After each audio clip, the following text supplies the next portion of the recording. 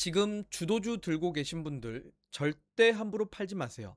오늘 이 영상 끝까지 보시기 전까지는 절대 매도 버튼 누르시면 안 됩니다. 자, 안녕하십니까. 호동쌤입니다. 오늘은 단도직입 적으로 본론부터 들어가겠습니다. 지난 3일 동안 5월 26일, 5월 27일, 그리고 5월 28일까지 시장의 두 큰 손이 외국인과 기관 투자자들이 미친 듯이 똑같은 종목들을 쓸어 담고 있습니다. 두 큰 손이 하루같이 사는 건 우연일까요? 그런데 우연일 수도 있겠지만 3일 연속으로 같은 종목을 산다. 이건 우연이 아닙니다. 아주 명백한 의지입니다. 오늘 영상에서는 그 종목들이 대체 뭔지, 왜 지금 사들이고 있는지, 우리도 지금 들어가도 되는지 감정을 빼고 실제 수급 데이터로 정확하게 보여드리도록 하겠습니다. 자, 일단은 5월 27일부터 5월 28일까지 지금 현재 증시의 변동성이 어마무시하게 나타나고 있습니다. 5월 27일을 기준으로는 코스피가 5% 상승을 하기도 했지만 그 상승폭을 반납하면서 끝냈고, 5월 28일은 코스피가 4.7% 하락하는 모습을 보였으며, 코스닥은 3일 연속 이번 주 내내 하락을 하면서 5월 28일 기준으로 장중 5.85%까지도 하락을 했습니다. 자, 이게 왜 이러한 일들이 벌어지는가에 대한 로직을 이해를 해야 여러분들이 투자를 하시면서도 내동매매를 막을 수가 있는데요. 지금 시장에 대해서 혹자들은 이제는 하락장이 나올 것이다, 도망가야 된다라고 이야기하시는 분들이 있고, 또는 반대로 걱정하지 마라, 급등장이다 라고 표현을 하는 사람들도 있습니다. 자, 도대체 어떤 게 맞을지 아마 여러분들이 많이 혼란스러워 하실 것 같습니다. 그런데 저는 이전의 영상들에서도 반복적으로 이야기했지만 지금 시장에 대해서 강세장의 후반기라는 단어를 꼭 드리고 싶습니다. 계속적으로 반복드리고 있는 단어인데요. 자, 강세장의 후반기라는 뜻이 뭡니까? 언제 터질지는 모릅니다. 분명히 터지긴 터질 건데 언제 터질지 모릅니다. 그런데 지금 시장은 상승 초입기나 상승 중반기가 아니라 이미 많이 올라온 시장이기 때문에 어느 순간 갑자기 터질지 모른다라는 강세장 후반기라고 보시면 되고, 결국은 지금 지수에서 터질지 모르니까 도망가야 되냐가 아니라, 일단은 아직은 상승 추세가 끝나지는 않았기 때문에 이 상승 추세가 끝나기 전까지는 저는 주식시장에서 덤벼들어야 된다라고 생각이 됩니다. 예를 들자면 예전에 우리가 1990년대에서 2000년대 초반에 가족 오락관에서 폭탄 들고 퀴즈 맞히던 것과 똑같은 겁니다. 내 차례에서 퀴즈를 맞춰서 이 폭탄을 다른 사람에게 넘길 수 있다라면 나는 피해갈 수 있지만, 내 차례에서 퀴즈를 못 맞추고 망설이다 보면은 내가 뻥 하고 터지게 되죠. 자, 마찬가지입니다. 내가 갖고 있는 종목들, 내가 이제서야 사고 있는 종목들이 언제 터질지 상황은 모르지만 이 상황에 대해서 우리가 어느 정도는 좀 시나리오를 그려놓으면 대응이 가능하다라는 겁니다. 자, 강세장의 후반기라는 이유에 대해서 먼저 설명을 좀 드려보도록 하겠습니다. 강세장의 후반기인 이유는, 첫 번째, 많은 종목들을 비교 분석했을 때 가격 지표를 가지고 분석을 해보게 될 수 있는데, 상승장의 초입이나 중반기 때는 대다수의 종목들이 상승 추세를 만들어 갑니다. 그런데 강세장의 후반기에 들어서게 되면 상승하는 종목이 일부러 줄어들게 되고 하락하는 종목이 서서히 많아지게 되면서, 여기에서 일반적으로 기준을 정확하게 따져봤을 때 200일 이동평균선을 가지고 200일 이동평균선 아래로 하향 이탈한 종목이 전체 상장 종목 수의 40%를 넘어가게 되면, 이거는 이미 시장의 체력이 떨어지고 있다, 내부적인 추세가 무너지고 있다라고 볼 수 있습니다. 자, 요거는 실제로 과거의 상승장과 하락장 모든 데이터를 제가 백데이터를 갖고 와서 모니터링을 해보고 데이터를 구축해봤을 때 실제로 그랬다라는 겁니다. 즉 닷컴 버블에서도 마찬가지인 게, 과거에 우리가 1999년으로 돌아가 보게 되면 당시에도 닷컴 버블 현상으로 인해 주식시장이 엄청난 랠리를 뽑아내는 모습을 보였는데, 자, 요때 당시 이제 초입기에는 다수의 종목들, 다수의 업종들이 같이 동반 상승하는 모습을 보였습니다. 즉 IT, 인터넷 기업만 올라간 게 아니라 다수의 종목들이 올라갔는데, 지수가 가파르게 올라가기 시작하면서 어느 순간 바이오나 그 외 섹터들이 하락 전환되고, 막바지 올라갔던 거는 결국은 IT, 인터넷 관련된 기업들만 올라갔을 뿐, 그 이후로 대부분의 종목들이 200일 이동평균선을 이탈하면서 시장 내부적으로는 이미 체력이 떨어지기 시작했다라는 걸 시그널을 주게 됐다라는 거죠. 그래서 상승 종목이 점점 줄어들면 줄어들수록 강세장의 후반기로서 앞으로 시장이 하향 전환될 가능성을 높게 바라볼 수 있습니다. 자, 그리고 두 번째는 과거 이제 보통 상승장에서 하락장으로 전환될 때 공통적인 분모인데, 뭐냐면 신규 주식 발행이 전체 시가총액 대비 1.5%를 초과하게 될 경우입니다. 자, 이게 무슨 말이냐면 신규 상장주나 기업들의 유상증자나 전환사채 같은 것들이 많이 발행을 하게 되는 경우를 이야기합니다. 자, 보통 주식이 많이 올라가게 되면 그때부터는 기업들이 욕심을 부리기 시작하죠. 이미 주가는 많이 올라갔고, 뭐 실적으로 올라갔을 수도 있고 테마로 올라갔을 수도 있습니다. 그런데 주가가 많이 올라감으로써 투자자들이 이런 기업들에 대한 관심도가 높아졌을 때 유상증자나 전환사채를 발행해야 성공할 확률이 높죠. 주가가 낮을 때 유상증자 발행하면 어떤 투자자가 사겠습니까? 그래서 일반적으로 주가가 많이 올라가고 나면은 기업들이 유상증자 발행도 하고 신규 상장주도 상장시키고, 또한 전환사채도 발행을 하게 됩니다. 자, 그런데 소위 공급과 수요의 법칙이라고도 하죠. 우리가 과거 중학생 때나 고등학생 때를 사회 시간을 생각해 보면 되는데, 자, 공급이 많아지면은 어떻게 됩니까? 수요보다 공급이 많아지면 가격은 하락합니다. 반대로 수요가 공급보다 많아지게 되면 가격은 상승하게 되게 되죠. 그래서 주식시장도 똑같습니다. 수요, 사고자 하는 사람들이 많아지고 증시에 유동성이 들어오고 예탁금이 증가하면은 주식시장은 상승합니다. 그런데 이 고객들이 사고자 하는 수급보다 신규 상장 종목이 많거나 전환사채를 발행하거나 유상증자를 발행함으로써 모든 기업들이 주식수가 늘어나 버리게 되면 그 종목 하나하나를 과거에는 10억을 가지고도 주가가 올릴 수 있었지만 나중에는 결국 20억, 30억 이상을 사야지만 주가가 올라갈 수 있다는 겁니다.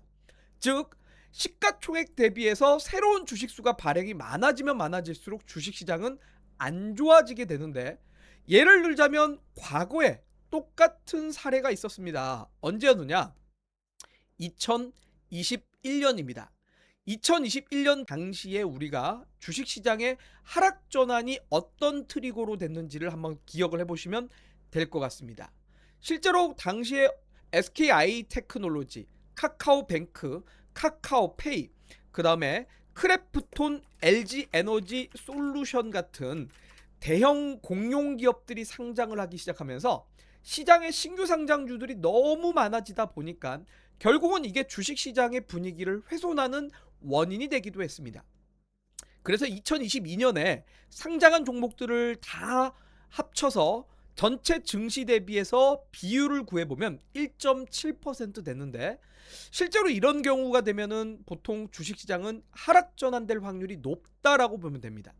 자, 그런데 지금 현재 상황은 어떻냐? 신규 주식 발행이 전체 시가총액 대비해서 1.5%를 넘지는 않고 있어서 다행이지만, 지금 주식시장의 문제는 뭐냐면 점점 일부 종목의 쏠림 현상을 만들어가고 있던 와중에 삼성전자 단일 종목 레버리지 ETF, SK하이닉스 단일 종목 레버리지 ETF 같은 이러한 새로운 금융 상품들이 출시되고 있다라는 거고, 이러한 금융 상품들이 출시가 됨으로써 기관 투자자들은 의무적으로 여기에 대해서 일정 부분을 매수를 해야 될 수밖에 없습니다. 그러다 보니 일정 부분 새로운 금융 상품에 대해서 기관 투자자들이 투자가 의무적이기 때문에 기존에 갖고 있던 종목들을 매도를 하면서 현재 지금 ETF들을 사고 있다라는 게 주식시장에는 악영향으로 작용하고 있는 거고, 그러다 보니까 오늘 같은 경우 예를 들어 5월 27일을 기준으로도 하락 종목이 장중에 2412개가 나왔던 거고, 겨우겨우 장 끝날 때 조금 되돌림이 나오면서 하락 종목을 1988개로 겨우 끝낸 겁니다. 자, 이러한 이유들이 결국은 강세장 후반기라는 거를 보여주고 있는 거고요. 자, 강세장이 후반기다 보니까 결국은 증시가 한 번씩 조정을 받을 때마다 엄청난 변동성을 줄 수밖에 없다라는 겁니다. 자, 그러면 이런 것들이 앞으로 하락장이 될 것이다를 당장 예고하는 건 아니고 점점 위험한 경고를 보내고는 있다. 즉 초록불에서 빨간불로 변하는 게 아니라 빨간불로 가기 전에 주황불이 켜져 있는 상황이다. 이렇게 이해하시면 됩니다. 자, 그러면 지금 주황불인데 현재 이 상황, 여러분들 막 주행을 하다가 주황불로 바뀌었는데 갑자기 급브레이크 해가지고 멈추시겠습니까? 아니죠. 주황불일 때 이미 차선을 넘어갔으면 그대로 통과를 해야 됩니다. 그래서 현재 주식시장 사전에 이미 겁을 먹고 도망간다. 그거는 지금은 어떻게 보면 투기적인 손절, 투기적인 매도라고 보시면 될 것 같고, 아직은 저는 주식시장에서는 좀 더 덤벼볼 만하다. 그렇기 때문에 아직은 좀 더 수익을 내야 될 때고, 명확하게 빨간불이 떴을 때 브레이크를 밟으면 된다. 이렇게 이야기를 드리고 싶습니다. 자, 그렇기 때문에 이번 주 5월 26일부터 5월 28일까지 외국인들과 기관 투자자들이 현재 주식시장을 어떻게 바라보고 있는지 데이터부터 보면 됩니다.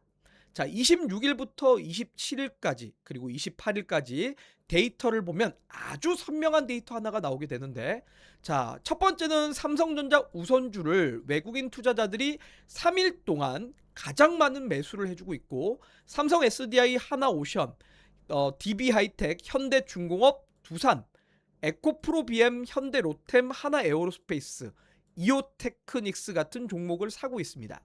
자, 시장은 이미 주도주를 보여주고 있습니다. 첫 번째는 반도체라는 것이 확인이 되고요. 두 번째는 조선업종이라는 것이 확인이 됩니다. 그리고 세 번째는 2차전지라는 종목, 네 번째는 방산주라는 것이 확인이 되죠. 자, 여기에서 반도체, 조선, 방산 이 세 섹터의 공통 분모가 뭐냐면, 지금 단순하게 일회성으로 실적이 좋아지는 게 아니라 구조적인 성장을 보이면서 이미 장기 계약을 통해 앞으로 2년, 3년 뒤까지도 수주 물량들을 다 체결해둔 산업들입니다. 즉, 금리가 올라가든 환율이 올라가든 중요하지 않고 이미 2년 뒤, 3년 뒤 실적까지 이미 확정이 되어 있는 산업이라고 볼 수 있습니다. 자, 이처럼 장기적인 계약을 맺는 회사들 또는 현재 대규모 투자를 하고 있는 회사들, 이런 회사들은 환율이나 유가, 금리에 당장에 큰 영향을 받지 않아서 구조적인 성장을 하고 있다라고 볼 수 있습니다. 자, 그러면 지금 주가가 떨어진 조선업종, 예를 들어서 하나오션 같은 경우 5월 28일을 기준으로 장중에 예를 들자면 11.64%까지 하락을 했는데, 이게 과연 문제가 되냐? 자, 저는 문제가 되지 않는다라고 봅니다. 지금은 엄밀하게 말하면 강세장이 후반기고 시장의 돈이 전부 다 ETF로 몰리다 보니까 결국 그 자금들의 이동으로 인해서 개별 종목에 대한 매수를 하기가 지금 쉽지 않아서 대기 매수가 없다 보니 수급을 뺏김으로써 조정이 나온 거다. 그런데 이 조정을 통해서 우리가 봐야 될 부분은 거래량이 크게 대량 거래가 나오지 않는 부분이기 때문에 기존에 이런 종목들을 사고 있었던 메이저 세력들의 이탈이 나오고 있지 않다. 그러면 저는 이런 종목들이 크게 조정을 받더라도 추세적으로 깨지지 않았을 때 오히려 분할 매수의 기회라고 봅니다. 자, 그래서 첫 번째는 조선업종인 하나오션이나 현대중공업을 보게 되면 조정폭이 단기적으로는 클 수 있습니다. 왜? 강세장의 후반기에 자연스러운 현상이라고 보시면 될 것 같고, 다만 추세를 깨지 않고 추세 지지 구간까지 오게 되면은 오히려 저는 이런 것들을 분할 매수의 기회로 봐야 되지 않을까라고 생각을 합니다. 그래서 여전히 조선주 구조적인 성장을 하고 있는 산업에 해당한다라고 보시면 될 것 같고, 자, 그다음에 두 번째는 역시 반도체입니다. 지금 같은 IT 섹터 안에서도 돈이 오직 삼성 하이닉스로만 쏠리고 있는데, 자, 우리가 이거를 다시 한번 정확하게 보게 되면 실제로 삼성전자, SK 하이닉스를 외국인 기관 투자자들이 사고 있느냐? 자, 아닙니다. 자, 외국인들 오늘 5월 28일 기준 삼성전자를 대량 매도했습니다. 기관 투자자들 역시 대량 매도를 하고 있습니다. 자, 이 수급이 뭡니까? 개별 종목의 삼성전자 하나를 타겟으로 외국인과 기관 투자자들이 사지 않고 있다라는 것을 의미하고요. SK하이닉스 역시 지금 보면은 5월 28일 기준 외국인들이 매도를 하고 있고 기관 투자자들도 매도하고 있습니다. 그러니까 삼성하이닉스를 골라서 사는 게 아니라, 자, 여기에서 금융투자라는 수급을 보게 되면 금융투자가 엄청나게 매수를 해주고 있는데, 요게 바로 ETF 자금입니다. 즉 ETF가 새로 출범함에 따라 지금 외국인과 기관 투자자들, 개인들까지도 ETF를 통해서 삼성하이닉스를 투자자라는 심리가 강하다 보니 종목들의 매도가 ETF로 이동이 되고 있는 겁니다. 그러니까 삼성하이닉스를 실질적으로는 팔고 있는 게 아니라 매매의 방법을 바꿨다라고 보면 됩니다. 그래서 삼성하이닉스가 상대적으로 강한 건데, 자, 그러다 보니 같은 반도체 ETF 안에 편입되어 있는 소부장애들을 매도하고 단일 종목 삼성하이닉스를 사고 있는 겁니다. 그래서 반도체 소부장들이 빠지긴 빠졌습니다. 하지만 결국 지금 실질적으로 외국인이나 기관 투자자들의 수급을 보게 되면 단일 종목 ETF를 제외하면 간간히 그래도 DB하이텍이나 코덱스 반도체라든지 요런 종목들, 타이거 반도체 탑 10이나 요런 것들을 사고 있다라는 점을 감안해 보면, 아, 지금 현물에 대한 수급은 없어도 반도체 업황을 바라보고 ETF 자금은 있구나 라는 부분이기 때문에 저는 뭐 이런 DB하이텍, 그리고 제가 기존에 얘기했던 한솔 아이원스, 이런 종목들에 대한 관심과 더불어서 추세 지지 구간을 확인하고 분할 매수에 대한 관점을 유효하다. 오히려 이렇게 5월 28일 장대 음봉이 나왔을 때 어떡하죠? 왜 이렇게 떨어져요? 제가 주도주 갖고 있는 것 같은데 이게 주도주가 아닌가요? 이럴 필요가 없다라는 겁니다.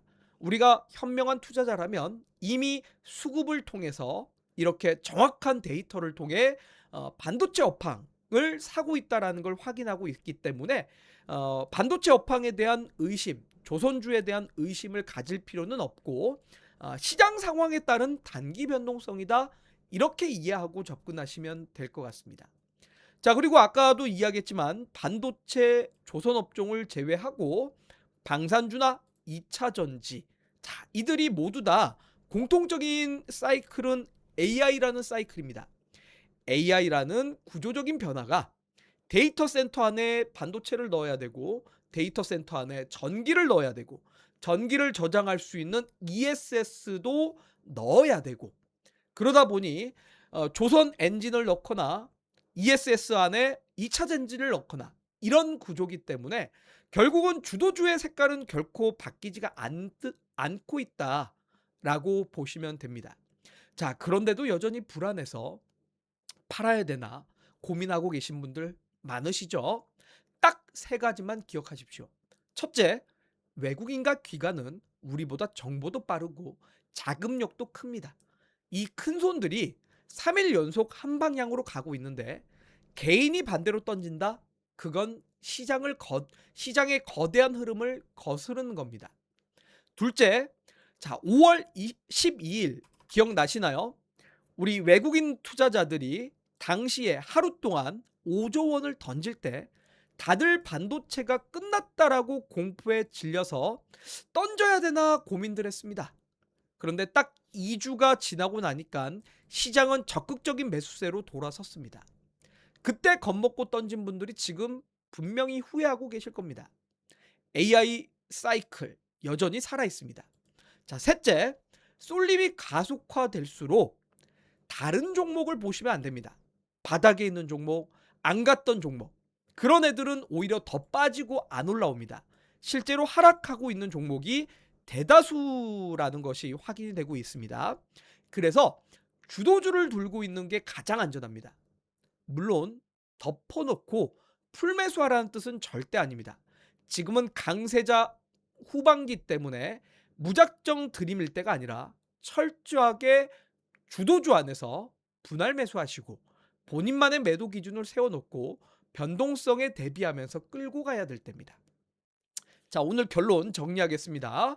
외국인과 기관이 3일 연속 쌍끌이하고 있는 것은 반도체, 전력, 조선, 2차 전지, 그 다음에 방산업종 정도가 됩니다. 자, 추세가 살아있기 때문에 함부로 던지지 마시고요. 변동성만 철저히 대비하시기 바라겠습니다.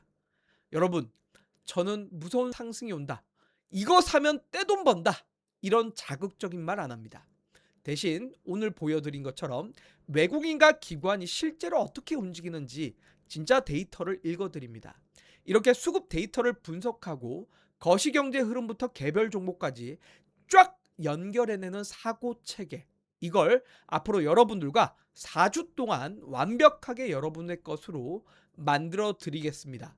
그래서 다음 주 화요일 6월 2일에 제가 라이브 방송을 통해서 4주 주식 입문에 대한 클래스를 또 소개시켜 드리도록 할 테니까 다음 주 화요일 6월 2일 라이브 방송에 찾아오시면 좋을 것 같습니다.